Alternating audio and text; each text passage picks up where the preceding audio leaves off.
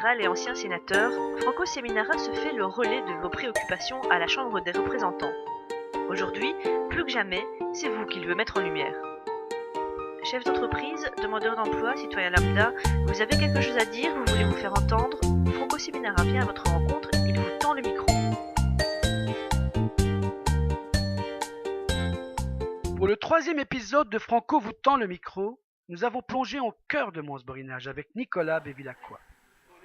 Passionné de moto à la tête d'une entreprise familiale depuis près de 50 ans, l'organisateur du Festival de la moto nous a initiés à cette culture du deux roues qui lui tient à cœur. Moi, c'est Nicolas Bevilacqua, disons mieux connu sous le nom de Enzo. Enzo, qui est l'un des frères, qui est dans l'industrie mécanique. Cela fait plus de 50 ans que nous sommes dans le domaine de la moto. Je crois que nous sommes les plus anciens dans le domaine technologique de la moto. Nous avons été avant, bien sûr, comme concessionnaire. Au début que nous sommes arrivés en Belgique, la moto était un peu la voiture de l'ouvrier. Donc, nous avons débuté un peu comme réparateur de motos. Et puis, dans les années 60, nous avons importé la fameuse marque américaine Harley-Davidson.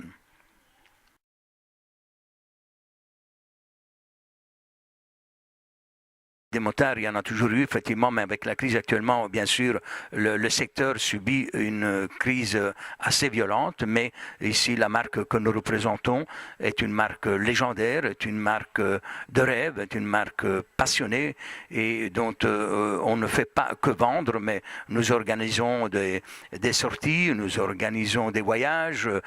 Tous les ans, les États-Unis, c'est 2700 km dans le meilleur coin des États-Unis, Los Angeles, le désert du Mojave, Monument Valley, Grand Canyon, Zion, Las Vegas, etc. Donc, nous faisons découvrir les meilleurs endroits de l'Ouest américain à nos clients. Sur une Harley-Davidson, bien sûr.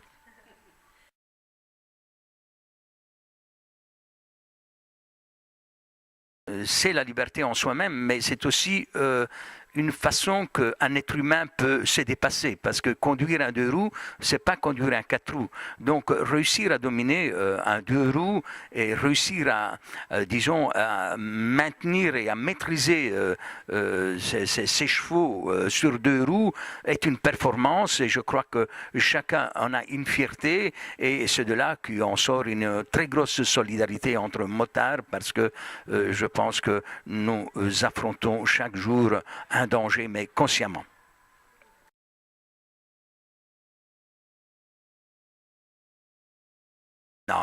Non, c'est une image dépassée, c'est une image qui est complètement, disons, archaïque. Oui, c'était les années 70, etc., où, bien sûr, le motard, à ce moment-là, bien sûr, n'avait pas une très grande réputation. Puis les années 90, c'est une nouvelle clientèle qui est arrivée un peu à la moto, des indépendants, en somme, des professions libérales, etc., et nous avons atteint un niveau de clientèle très, très élevé. Et naturellement, il existe toujours des clubs à part dont nous n'avons rien à voir, bien sûr, qui sont des motoclubs qui ont leur vie, mais rien à voir avec la majorité des motards, quoi, pratiquement.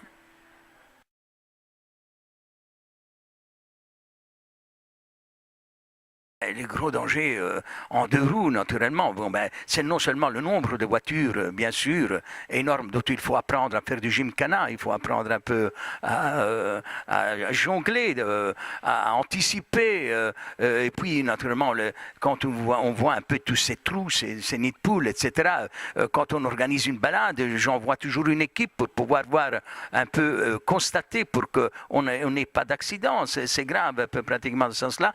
Je ne vais pas donner une insuffisance, naturellement, mais je donne juste 5 parce que effectivement, depuis les années 50 jusqu'à présent, la circulation a triplé, quadruplé pratiquement, et les routes sont toujours restées les mêmes. Et je vois ici, près de ma concession aussi, une possibilité de pouvoir créer un centre d'initiation maîtrise moto, dont nous avons fait la demande d'un permis, comme il y a à Nivelles et comme il y a à Liège.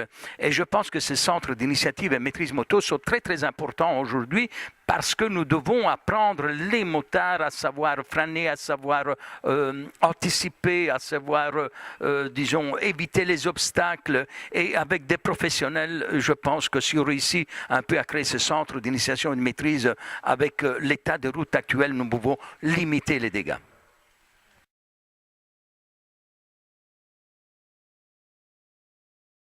Écoutez, la situation, c'est-à-dire je n'accepte pas, je ne conçois pas un peu toutes ces choses-là, mais avec la crise qu'il y a actuellement, chacun essaye un peu de se... ce n'est pas un droit, ce n'est pas que je consens à ces choses-là, mais c'est tellement difficile pour les gens aujourd'hui qu'il faut n'importe quoi pour survivre.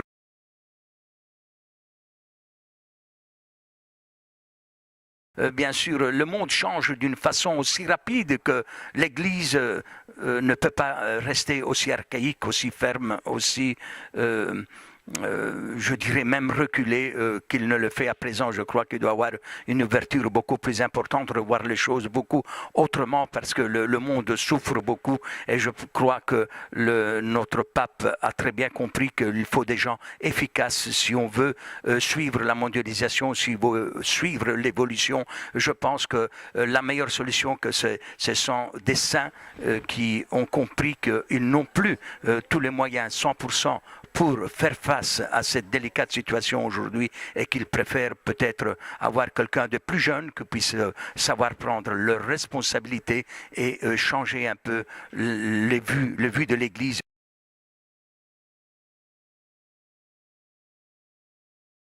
Oui, énormément. J'aurais voulu dans ma vie avoir le droit d'interférer, même sans être payé, mais avoir le droit d'avoir le pouvoir de faire changer les choses.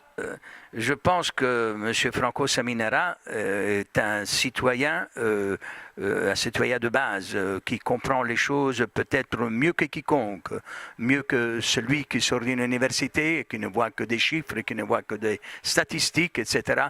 Je pense que la politique a besoin des gens de terrain comme Saminera, effectivement. Je crois que même dans la politique actuellement, grâce à notre... bien sûr, à notre ministre Elio Di Rupo, qui lui aussi vient aussi de la base, et je pense que ça a été une très grande chose pour le pays d'avoir un homme comme lui à la tête qui pourra porter des solutions. Toutes les critiques qu'on peut lui donner, mais je suis convaincu que si on lui fait confiance, il pourra apporter des grandes choses. La politique évolue, et elle doit évoluer aussi dans le sens qu'aujourd'hui, avec l'économie, avec cette crise, avec cette mondialisation, eux aussi doivent changer, eux aussi doivent apporter leur appui et aussi doivent ouvrir leur champ de vision.